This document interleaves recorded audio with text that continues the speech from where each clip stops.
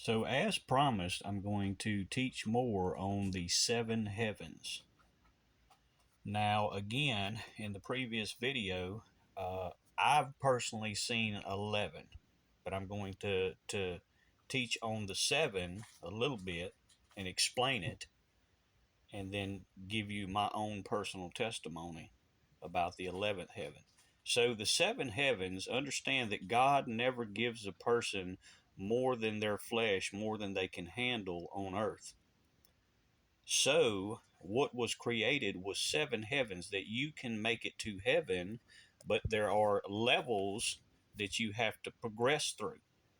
If you make it to the first level, you also have to be continued to be tested if you choose to go to the next level, which most do.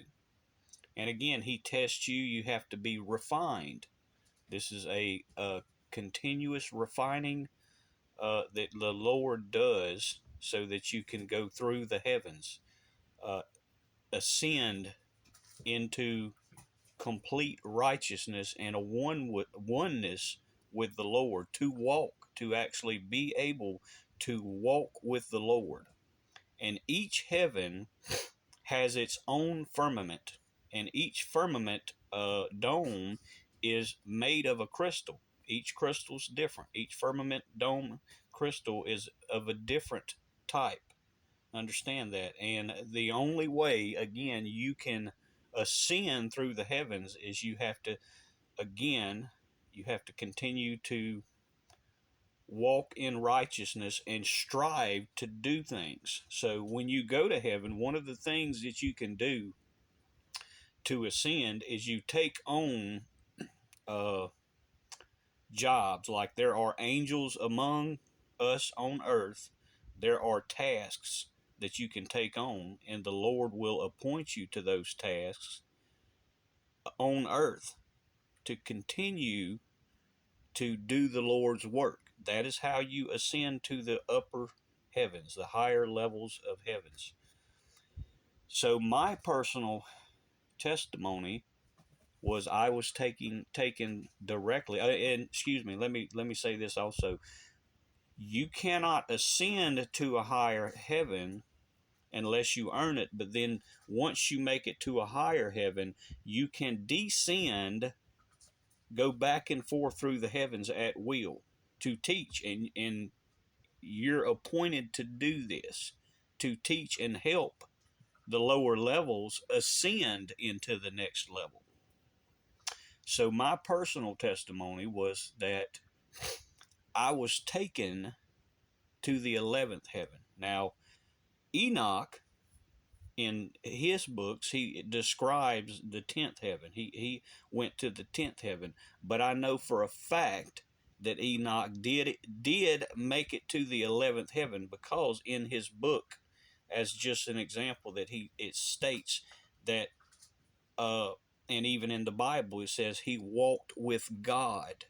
So you cannot walk with the Lord until you make it to the 11th heaven. That is when you actually walk with the Lord. So I know that Enoch, based on that scripture alone, tells me that he did in fact make it to the 11th heaven. And in my testimony, that'll become more clear. So when I was taken, I was in darkness. Complete darkness was my initial experience, but it was not a bad darkness. It was a very calming, very peaceful darkness. And the darkness represents the world, the fleshly things. That's what the darkness represents. And in the distance, you hear people talk about their out of body experience. So in the distance, I saw a light, and I was moving towards that light. As I got closer to that light, I noticed that it was a keyhole, very specifically like the old skeleton keys. And then even during that experience, I was shown, taken to the side at a distance from myself as I was moving through the dark. And as I got close to the light, I could see that my being was actually a golden key. I was a refined and made pure into a pure golden key. And this is one of the scriptures that explains that he will refine you. And the other scriptures that explains that also is where it says, Jesus said in John chapter 10, verse 9, I am the door. By me, if any man enter in, he shall be saved and shall go in and out and find pasture. Understand, says he will find pasture. So what this explains to me, tells me, is that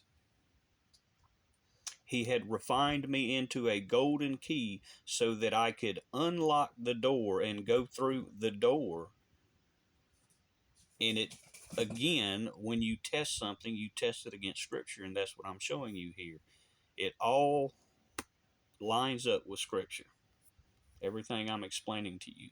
So when I passed through that door, it was just a feeling like no other. There's no way to explain the feeling, the peace, the calm, the happiness. It's just no explanation could even come close to that experience that you get.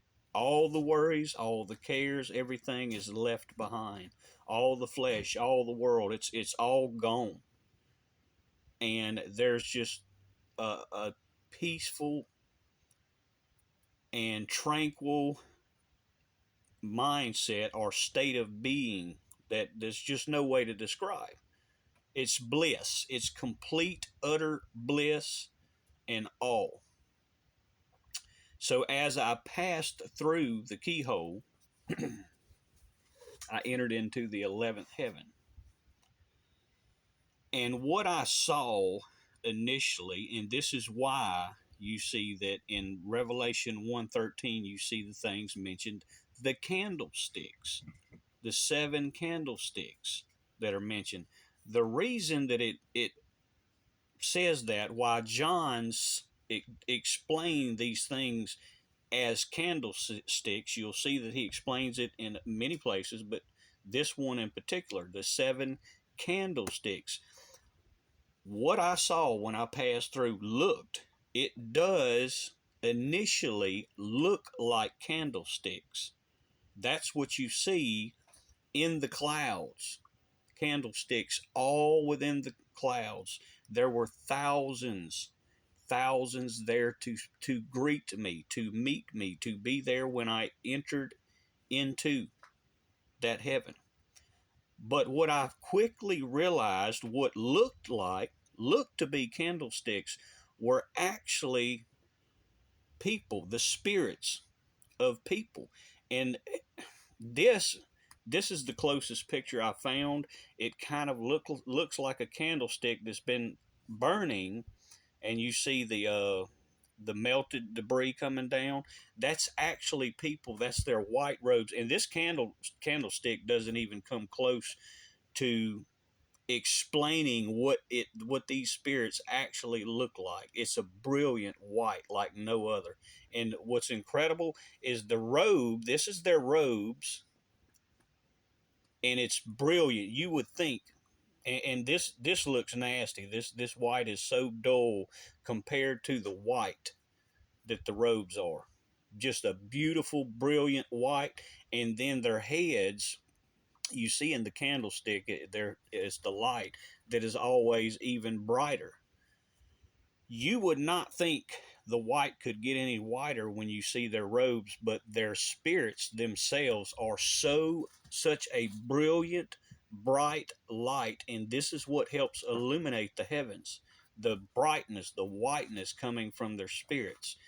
And it was just an incredible experience. Now, that's just a brief explanation of the 11th heaven. And what the 11th heaven is, that's where you can actually walk with God. That's where you talk with God. And the ones that you'll see in heaven, primarily, you'll see the apostles and all the ones, the saints, the martyrs, These are ones that make it to the 11th heaven. That's primarily them. These are the ones that are also help judge with the Lord. They walk with the Lord. They learn directly from God. And again, you can make it into the 11th heaven too once you get into heaven. It's just a matter of doing diligent, being diligent and working, doing the workings of God. Anyone could make it to the 11th heaven. But that is, of course, where the saints, martyrs, apostles, everybody that has paid the ultimate sacrifice for the Lord, that is where they go. They make it to the 11th heaven. That is how they make it there. So again, this is just a little additional information I wanted to give to you. Let's see what I can, if I'm missing anything. So a pasture is a more general term meaning grassland for grazing animals.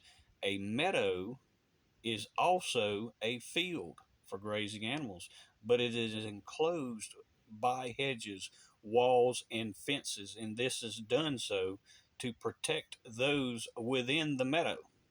A pasture is just an open pasture, but they're very, very similar. Very, very similar. Pretty much the same thing, just a meadow is a more protected area.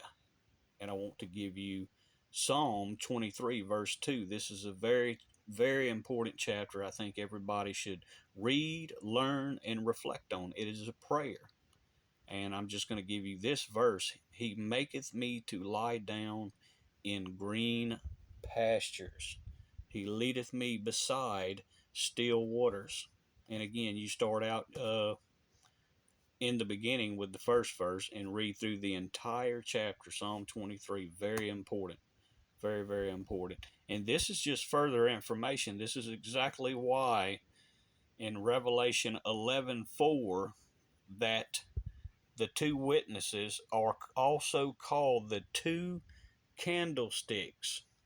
And again, this is where it comes from. This is why what you see when you enter into the 11th heaven is going to be the brilliant bright robes, white robes. Now, this is given to everybody that makes heaven. Let me reiterate that and point that out. Is everybody that makes it to heaven is going to have a brilliant white robe, and they are light. And again, what it says in the Bible, you are the light of the earth. So that's just a little bit more knowledge to give you.